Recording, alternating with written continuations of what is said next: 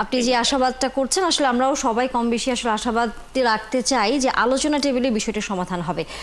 কারণ যেমন রতন, যেহেতু আপনি যুক্ত হচ্ছেন আমাদের সাথে, যে বিষয়টি এখন আসলে সবার সামনে বারবারই আসছে বা যারা আন্দোলন করবেন বলে এর মধ্যে ঘোষণা দিয়েছেন, সেটি হচ্ছে জাতীয় ঐক্যমত্য কমিশনের আলোচনায় টেবিলে হচ্ছে এই পিআর পদ্ধতি দ্বিতীয় দফায় রাখা হয়নি। এটাকে তারা অনেকটা তাদের যে মতামত প্রকাশের একটি জায়গাকে তারা প্রতিবন্ধকতা মনে করছে, যার জন্য তারা আন্দোলনে যাবে, আলোচনাও করবে, তারা আন্দোলনও করবে। একই সাথে তারা বলছেন যেহেতু আপনারা পিআর পদ্ধতির বিরোধী অবস্থানে আছেন, তার জন্য অনেকটা অভিযোগের দিন আপনাদের দিকে, যে বিএনপি চায় না পিআর পদ্ধতিতে আগামী নির্বাচনটা হোক বা নির্বাচনের পদ্ধতির কোনো পরিবর্তন হোক। আপনার কাছে এই বিষয়ে প্রথমে একটু মন্তব্য শুনে নিতে চাই।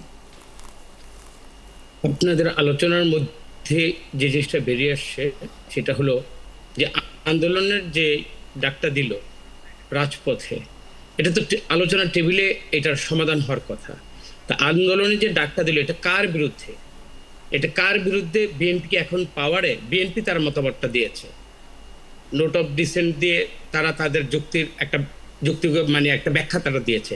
ব্যাখ্যা যদি সবার কাছে গ্রহণযোগ্য না হয়, বিশেষ করে যারা কমিশন গঠন করেছে, এই যে কমিশনের কাছে তারা এই দাবিটা জানাতে পারে, তো সেইখানে তো বিএনপিকে অপোনেন্ট মানে বানিয়ে এটা রাজপথে বা এই দোষটা বিএনপি চাচ্ছে না এই জন্য রাজপথে নামলাম। রাজপথ তো কারো তো একক, কারো তো দখলে থাকার কথা না। তো আমরা যখন এটাই বলতে চাই যে আলোচনার টেবিলটা যখন রাজপথে আনা হবে, রাজপথ তো যে যার দাবিতে, যে যার জনসমর্থনের রাজপথে তো সবাই নামবে, তাহলে দেশটার অবস্থা কোথায় যাবে? আমাদের কি এই জায়গাটায় এই দাবিগুলো নিয়ে আমাদের কি এই রাজপথের যা মানে আসার কথা ছিল? আমরা যারা এখন মানে স্টেক হোল্ডার, গণতন্ত্রের জন্য যারা আমরা কথা বলি, যারা জীবন দিয়েছি, সবাই তো আমরা কম বেশি এই সংগ্রামে আমরা লিপ্ত ছিলাম। কিন্তু আমার মনে হয় সবচেয়ে দুর্ভাগ্য, বিশেষ করে বাংলাদেশের মানুষের কাছে, রাজনীতিবিদ এবং রাজনৈতিক দলগুলোর কাছে, এখন যারা আমরা সংগ্রামে লিপ্ত, গণতন্ত্রের জন্য আমরা ভোটের জন্য লিপ্ত, আমরা মনে করি সবাই আমরা একদিন কিন্তু কাঠগড়ায় দাঁড়াবো। এখন দেখেন, আমি এখানে ইসলামী আন্দোলনের একজন ভাইকে যদি আমাকে একটু সময় দেন, যেহেতু আমি প্রথম আমি পরে সংযুক্ত হয়েছি, আমার নিজস্ব একটা ব্যাখ্যা আমি জানতে চাচ্ছি। এই যে পিআর যে পদ্ধতিটা, এই পিআর পদ্ধতিটা যখন বাংলাদেশে আমরা আবার নতুনভাবে যখন সংযোজন করলাম, এটা মানেটা কি? মানেটা হলো ক্ষুদ্র ক্ষুদ্র দলগুলো যারা এককভাবে সংখ্যাগরিষ্ঠতা নিয়ে ক্ষমতা আসবে না, তারাই এটার জন্য তারা আজকে সবাই ঐক্যবদ্ধ হয়েছে। আমার মনে হয় এখনো দেশটাকে আমরা ভালোবাসি, গণতন্ত্রকে ভালোবাসি, সবাই আমরা মনে করি ভেদাভেদটা ভুলে গিয়ে আলোচনার টেবিলে এসে বিএনপি বলেন, বিএনপি যদি মনে করেন বিএনপি ক্ষমতায় যাবে, ক্ষমতায় চলেই গিয়েছে, তাদের সাথে এইভাবে রাজপথের শক্তি প্রদর্শনের মাধ্যমে, এবং আমি এখানে ঐক্যমত্য কমিশনকে বিনীতভাবে বলতে চাই, আপনারা কি বিএনপিকে বুঝাবার জন্য বা বিএনপিকে প্রেশার করার জন্য আপনারা কি নিজেরা এই ছোট ছোট দলগুলোকে, ইসলামী দলগুলোকে রাজপথে ঠেলে দিলেন? আমার তো মনে হয় এটা স্পষ্ট হওয়া উচিত। আমি এইখানে এই জন্য বলতেছি এই প্রশ্নের উত্তরটি কামরুজ্জামান রতন, আপনি যে প্রশ্নটা করেছেন যে বিএনপির বিপক্ষে ইসলামী দলগুলোকে রাজপথে ঠেলে দিলেন, যে প্রশ্নটি আপনি করেছেন, আমাদের সাথে যেহেতু আছেন ইসলামী আন্দোলনের একজন নেতা, আমরা তার কাছ থেকে একটু এই বিষয়ে মন্তব্য শুনতে চাই। জি আলহামদুলিল্লাহ, আমাকে একটু সময় দিয়েন, কারণ এখানে আন্দোলন যারা করছে তার মধ্যে একমত আমি আছি। জি, আমি শুধু কয়েকটা কথা একটু দ্রুত আমি বলে যাই। সেটা হলো যে আন্দোলনে আসা দুঃখজনক, কিন্তু তার চেয়েও দুঃখজনক বিষয় হলো এটা এজেন্ডাতে আনে নাই। একজন আলোচক বললেন যে এটা আমাদের ব্যর্থতা। দেখেন, ব্যর্থতা না, আমরা চাইছি যে একটা আন্দোলনের মাধ্যমে যে সরকারটা গঠন হয়েছে আলোচনার মাধ্যমেই হবে। আমরা শেষ দিন পর্যন্ত দেখতে চাইছি, শেষ দিন পর্যন্ত দেখে যখন দেখছি হচ্ছেই না, তখন মাত্র আমরা আন্দোলনে গিয়েছি। এটা আমাদের ব্যর্থতা না, বরং বলতে পারেন এটা আমাদের সহনশীলতা এবং ঐক্যমত্য কমিশনের প্রতি আমাদের শ্রদ্ধা। কিন্তু যখন দেখলাম যে খসড়া চূড়ান্ত হয়ে গেছে, সেখানেও নাই, তখন আমাদেরকে রাজপথে যেতে হয়েছে। এখানে একটা কথা বারবার বলেন, ছোট দল, ক্ষুদ্র দল, এটা বলে আসলে কি বোঝাতে চান? সাম্য, মানবিক মর্যাদা, সামাজিক ন্যায় বিচার। তো মানবিক মর্যাদা একজন মানুষেরও কি আপনার মর্যাদাকে মূল্যায়ন করবেন না? তো ছোট দল, ক্ষুদ্র দল, এটা বলে মানে মানবিক মর্যাদাকে নষ্ট করার কোনো কারণ নাই এবং নিজেদেরকে আহামরি বড় মনে করার কোনো কারণ নাই। আমি বিএনপি নেতাকে সবিনয়ে বলতে চাই যে আমরা বিএনপি কে প্রতিপক্ষ বানাচ্ছি না। আমাদের আমির স্পষ্ট করে বলেছেন আমাদের আন্দোলন বিএনপির বিরুদ্ধে না, আমাদের আন্দোলন বর্তমানে যারা সরকার চালাচ্ছেন তাদের বিরুদ্ধে, তাদের কাছেই দাবিটা জানানো। এখানে বিএনপি কে আমরা প্রতিপক্ষ বানাচ্ছি না। এখানে কয়েকটা বিষয় আসলে না বললে ইয়ে হবে। দেখেন, আমরা অনেকে বলতে চান যে আমরা ক্ষুদ্র দল, আমরা ক্ষমতা যাওয়ার জন্য এটা করছি। আমি শুরুতে বললাম যে ক্ষুদ্র আর বড় বলে কিছু নাই, আমরা ক্ষমতা যাওয়া নিশ্চিত করতে না, বরং আসন্ন স্বৈরতন্ত্রকে রোধ করার জন্য।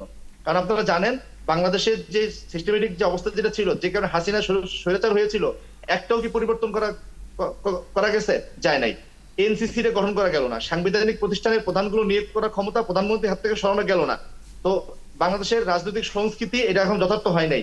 বিএনপি এত বড় দল, এত গণতন্ত্র করছে, কিন্তু বিএনপি কি একটা থানাতেও, একটা জেলাতেও কি তারা এই মানে জনমতে তাদের দলীয় ভোটারদের ভোট নিয়ে কমিটি করতে পেরেছে? পারে নাই। তো কোথাও যখন গণতন্ত্র নাই, তখন গণতন্ত্র হবে সেটার উপর আপনি কি করে ছেড়ে দিই? সেজন্য এমন একটা সিস্টেম করা উচিত যে সিস্টেমে কেউ এককভাবে স্বৈরতন্ত্র হবে না। এখানে আমাদেরকে আলোচক নেপালের কথা বললেন, আমি বলবো যদি নেপালের কথা বলেন তাহলে বাংলাদেশের মানুষকে অসম্মান করা হয়। আমরা 1947-এ রাজনৈতিক বোঝাপড়ার মাধ্যমে স্বাধীন হয়েছি। 47 থেকে 71 একটা দীর্ঘ রাজনৈতিক সংগ্রাম বোঝাপড়ার মধ্য দিয়ে গিয়েছি, এবং এর 71 পর 54 বছর।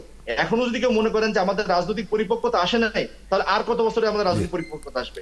তাহলে আমরা মনে করি যে নেপালের সাথে আমাদের অবস্থান তুলনীয় না, আমাদের রাজনৈতিক পরিপক্কতা অনেক বেশি। ছোট ছোট পাওয়ারফুল হয়েছে, ছোট ছোট দলকে পাওয়ারফুল ক্ষতিটা কি? আমরা বাংলাদেশে কি মারুফ সাহেব, আমি আপনার কাছে একটা বিষয় জানতে চাইবো। হ্যাঁ মারুফ সাহেব, একটা বিষয় জানতে চাইবো আপনার কাছে, সেটি হলো যে এই ঐকমত্য কমিশনের সঙ্গে দীর্ঘ সময় ধরে, মারুফ সাহেব শুনছেন আপনি? হ্যাঁ, আমি একটা প্রশ্ন করতে চাচ্ছি আপনাকে। ঐকমত্য কমিশনের সঙ্গে দীর্ঘদিন ধরে আলোচনা হচ্ছে এবং একটা এজেন্ডাতে নেই পিআর বিষয়টা, কিন্তু আপনারা অন্যান্য বিষয়ে যে সমস্ত আলোচনা করেছেন, গণমাধ্যম কর্মী হিসেবে আমরা এই আলোচনাটা খুব কাছ থেকে দেখার চেষ্টা করি, কিন্তু সেখানে পিআর নিয়ে খুব জোরালো কোনো মিটিং আলোচনা হয়েছে আমার জানা নেই। আপনারা ওয়ার্ক আউট করতে পারতেন যে পিআর, আমি শেষ করি, আপনারা ওয়ার্ক আউট করতে পারতেন যে পিআর নিয়ে যদি আলোচনা না হয় তো আমরা আলোচনায় থাকবো না, আপনারা সেটা করেননি। কিন্তু ওয়ার্ক আউটের চেয়ে বড় আন্দোলনে আপনারা গিয়েছেন, এই কারণে প্রশ্ন উঠেছে। দ্বিতীয় যেটা হলো, সেটি হলো আপনি প্রশ্ন করেছেন যে আসলে সংস্কার যে প্রশ্নটা এসছে, রাজনৈতিক দলের সংস্কার কথা কেউ বলেনি। আপনি কামরুজ্জামান রতনকে বলেন যে আপনার দলের লোকেরা নির্বাচিত হয় কিনা। আমার প্রশ্ন, আপনার দলের যে কমিটিগুলো হয় সেখানে কি নির্বাচনের মাধ্যমে হয়? বলি। প্রথম কথা হলো, এই ওয়ার্কআউট করে এই নির্বাচন ঐকমত্য কমিশনের যে আলোচনাগুলো হচ্ছিল, সেই আলোচনাগুলো গুরুত্বপূর্ণ। আমি পিআরের জন্য সেই আলোচনাগুলো থেকে ওয়ার্কআউট করবো কেন? বরং আমি অব্যাহতভাবে দাবি জানিয়ে যাচ্ছি। কিন্তু আপনারা তো বললেন যে আপনারা নিজেরাই তো বললেন যে যেহেতু এজেন্ডাতে ছিল না বলে আপনারা আলোচনার টেবিলের বাইরে এসে আন্দোলন করছেন, তাহলে তো সেখানে আপনাদের প্রতিবাদ জানানোর একটা সুযোগ ছিল। শোনেন, আমরা প্রতিবাদ জানিয়েছি তো। উনি যে বললেন যে দেখেন নাই, আমি বিনয়ের সাথে বলি, শেষ দিন আমাদের প্রেসিডিয়াম সদস্য আশরাফ আলী আকন সাহেব অনেকটা তিনি মানে যেটা বলছে এত জোরালো ভাবে তিনি বলছেন পিআরটা আনার জন্য, যেটা ওই সময় জন্য দৃষ্টিকটু মনে হয়েছে। এত শক্তভাবে আমরা আনার চেষ্টা করছি, কিন্তু সেটা হয় নাই। দ্বিতীয় যে কথা বললেন না যে আমার দলের নেতা নির্বাচিত হয় কিনা, দেখেন আমার দলের নির্বাচিত হয়, কিন্তু ধরেন সেটা হয় না। এখন হয় না বলেই তো আমি পিআর চাচ্ছি। যেহেতু বাংলাদেশের রাজনৈতিক দলগুলোর মধ্যে গণতান্ত্রিক সংস্কৃতি গড়ে ওঠে নাই, তাহলে রাষ্ট্রটা এমন একটা সিস্টেম যাক যেখানে কেউ চাইলে গণতান্ত্রিক। আমার প্রশ্ন ছিল, আপনি অভিযোগ করেছিলেন কামরুজ্জামান রতনকে যে আপনার দলের এরকম রয়েছে কিনা, আমি এই কারণে জিজ্ঞাসা করলাম যে আপনার দলে হয় কিনা। আমি পিআরের পদ্ধতি নিয়ে আমি কিন্তু প্রশ্ন করছি, আমাকে প্রশ্ন করতে না দিলে তো এটা জিনিসটা ইনকমপ্লিট থেকে যাবে। প্লিজ আমাকে একটু বলতে দেন। জি জি জি, যেহেতু ইসলামী আন্দোলনের ভাইয়ের সাথে আমি পিআর নিয়ে একটু কথা বলবো। জি বলুন। ভাই আমি একটু বলতে চাই, পিআরের যে প্রথম যে শিক্ষাটা সেটা হলো, আমি আমার নির্বাচনী এরিয়াতে সবচেয়ে বড় কথা হলো আমার ভোট হলো আমার আমানত। এই আমানতের প্রথম যে আমার খেয়ানত হবে, আমাকে ভোট দেব তাকে আমি চিনতাম।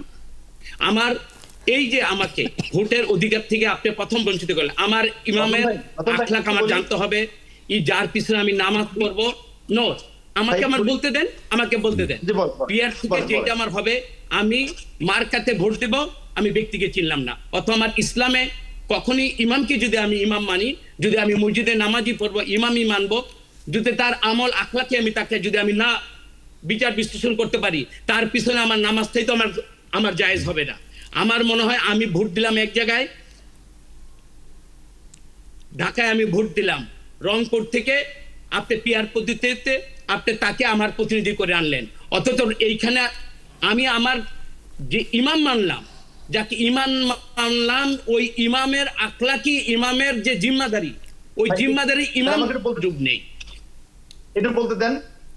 আমি আপনাকে বিনয়ের সাথে বলবো, আপনি একজন প্রবীণ রাজনীতিবিদ, আমার চেয়ে বয়সে বড়, কিন্তু আপনি প্রথম যে প্রশ্নটা করছেন না যে না, আমি এখানে ইসলামী ব্যাখ্যায় যাচ্ছি, আমি এখানে রাজনীতিবিদ হিসাবে কথা বলছি না। ওটাই বলতেছি আমি ইমামের ওইটাই বলি ইমামের ভাই, বলি। জিম্মাদারি আমি জানতে চাচ্ছি। আমি যাকে বলি। ভোটটা দিলাম এটা আমার মানত, আমি ওইটার জিম্মাদারি চাচ্ছি। আমি বিনয়ের সাথে বলি, আপনি পিয়ারটা জানেন না ভাই। পিয়ারে ক্লোজ সিস্টেম আছে, ওপেন সিস্টেম আছে, মানে কে কে নির্বাচিত হবে সেটা আগে থেকে বলা থাকে। ফলে আপনি যে বলছেন না যে আপনি জানেন না আপনার নেতাকে, এটা পিয়ারে হয় না। পিয়ারে জানা যায় যে আপনার নেতাকে। দ্বিতীয়ত বিষয় বললেন না যে আপনার এলাকার নেতাকে ঢাকায় ভোট দেবেন আর এমপি হবে সন্দ্বীপে, আসলে তা না। পিয়ারের অনেকগুলো সিস্টেম আছে। যদি জেলা ভিত্তিক পিয়ার করেন, যেটা তুরস্কে আছে, তাহলে আপনার নেতা আপনার জেলাতেই থাকবে ভাই।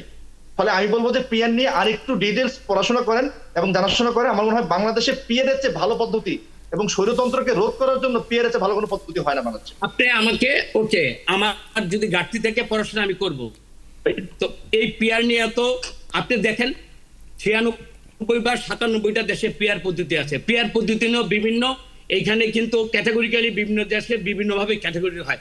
বাংলাদেশের মতো জায়গায় যেখানে আমরা সিল মেরে আমরা ভোটটা দিব, এইখানে একটু আমাদের সুনির্দিষ্ট একটা সুযোগ ছিল। এইখানে পিয়ার পদ্ধতিতে বাংলাদেশে আপনি বলেছেন আমাদের বিভিন্ন জায়গায় আমাদের সংগঠনের কোনো ডাইরেক্ট ভোট নেই। আমাদের তো সংগঠন আছে, সংগঠন অবসর থাকতে পারে বা নিয়মের ব্যর্থ থাকতে পারে। আর আপনাদের কি মনে করেন সারা বাংলাদেশে আপনাদের ওই সংগঠনটা আছে যে এখানে গিয়ে মানুষকে ওই সংগঠনের উপর ভিত্তি করে আমাদের রতন ভাই, আপনি পিয়ারের যদি আমাকে ক্লাস আমাকে যদি ব্যর্থ হন, তাহলে 11 কোটি মানুষকে আপনি বুঝাবেন কিভাবে আপনি সফল হবেন? আপনি যদি আমাকে বুঝাইতে ব্যর্থ হন, মারুফ ভাই, আমি একটু রতন ভাইয়ের কাছে জানতে চাচ্ছি। মারুফ সাহেব, আমি রতন ভাইকে একটু একটা জিনিস জানতে চাচ্ছি, আমি একটু বলার সুযোগ দেন, একটা প্রশ্ন আমার রয়েছে। রতন ভাই, আমরা আপনাকে ঢাকা বিশ্ববিদ্যালয়ের ক্যাম্পাসে দেখেছি, মালেক রতন জুটি খুব বিখ্যাত জুটি, আমরা তখন ইউনিভার্সিটিতে। আপনারা রাজনীতির পোড় খাওয়া মানুষ, এরশাদের বিরুদ্ধে আন্দোলনের আপনার ভূমিকা কি আমি নিজে ব্যক্তিগতভাবে প্রত্যক্ষদর্শী, কারো কাছে শোনা গল্প নয়। প্রশ্নটা হলো যেটা, সেটি হলো যে এটা একটা সমাধান হওয়া দরকার। মানে আমরা মনে করি ফেব্রুয়ারিতে নির্বাচনটা হওয়াই দরকার, না হলে যে সমস্ত সংকট তৈরি হবে, আজকে আপনারা দুইজন রাজনৈতিক দলের যে বিরোধ করছেন বা ভিন্নমত পোষণ করছেন, সবাই বিপদে পড়বেন, আমরাও পড়বো। এটা হলো একটা দিক। আমার প্রশ্ন আপনার কাছে যে আপনার দল উচ্চকক্ষে পিয়ারটাকে মেনে নিতে পারে না? ভাইয়া আপনাকে তাহলে আমি বলি, উচ্চ কক্ষে নিম্ন কক্ষের পরে যে সভাটা হবে, অলরেডি কিন্তু এখানে কিন্তু 50% যে পিয়ার পদ্ধতিতে উচ্চ আপার হাউসে যেটা হবে, অলরেডি কিন্তু এইটা বিএনপি মেনেছে এবং এই আলোকে কিন্তু কথা হচ্ছে। আপনি জেনে আমাকে এই ভুলটাকে আপনি বলেন, অলরেডি কিন্তু পিয়ারে অর্ধেক পিয়ারের উচ্চকক্ষ হবে, সেখানে বিএনপি অলরেডি মেনে নিয়েছে। অনেকখানি ছাড় দিয়েছে, 50% আপনি যেটা আমি বলেছেন জানি। অলরেডি তো এটা বিএনপি তো মানার মধ্যে, এটা তো আমরা জানি, এটা তো অলরেডি মেনে নিয়েছে। কিন্তু এখন নিম্ন কক্ষ হতে হবে। আসলে কি জানেন, এই ইলেকশনটা 15 ফেব্রুয়ারিতে যেন মানে 12 ফেব্রুয়ারিতে যেন না হয়, এইটার জন্য যা যা করা দরকার আমার মনে হয় ওই ব্যাপারে ষড়যন্ত্র হচ্ছে। আমার মনে হয় যে কোনো কিছু আলোচনার টেবিলে যেটা সম্ভব, অর্থাৎ অভিযোগের তীর দুই পক্ষের দুই দিকেই আছে, আলোচনা চলবে। আমাদের সাথে যেহেতু আরেকজন অতিথি যুক্ত আছেন, সাব্বির আহমেদকে আসলে বোধহয় আমরা সংযুক্ত করতে পারছি না, যদিও তিনি আছেন আমাদের সাথে পরবর্তী হয়তো বা অন্যান্য খবরে। এইটা কারো কাছেই নেই। আপনি শুরু করতে পারবেন কিন্তু শেষ এবং গতি নির্ধারণ ক্ষমতা একা কারো কাছে নেই। বাংলাদেশটা সুন্দর এবং রাজনীতির জন্য, নির্বাচনের জন্য আমরা ইনশাআল্লাহ সবাই একমতে এগিয়ে যাই। নিশ্চয়ই আমরা আসলে এই কোন পদ্ধতিতে আগামী নির্বাচন হতে যাচ্ছে সেটি নিয়ে আলোচনা অবশ্যই চলবে এবং একটি সমাধান আসবে। যেহেতু আলোচনা চলছে ঐক্যমত্য কমিশনের সাথে আপনাদের এবং একই সাথে আমরাও আসলে তাকিয়ে আছি সামনের নির্বাচনটি যাতে সুষ্ঠু হয়, সেই জন্য অসংখ্য ধন্যবাদ আমাদের সাথে শেখ ফজলুল করিম মারুফ এবং একই সাথে কামরুজ্জামান রতন, আপনাদের দুজনকে আলোচনা আসলে এখানে শেষ করতে হচ্ছে। দর্শক 71 জার্নালে আলোচনা শেষ করতে হচ্ছে এই পর্বের এই মুহূর্তে। এপিআর নিয়ে আলোচনা হয়তো আগামীতে আরও চলবে, তবে বিরতি নিতে হচ্ছে। বিরতির পর আরও অন্যান্য বিষয় নিয়ে আমাদের সাথে অতিথিরা যুক্ত হবেন, আপনারাও নিশ্চয়ই থাকবেন।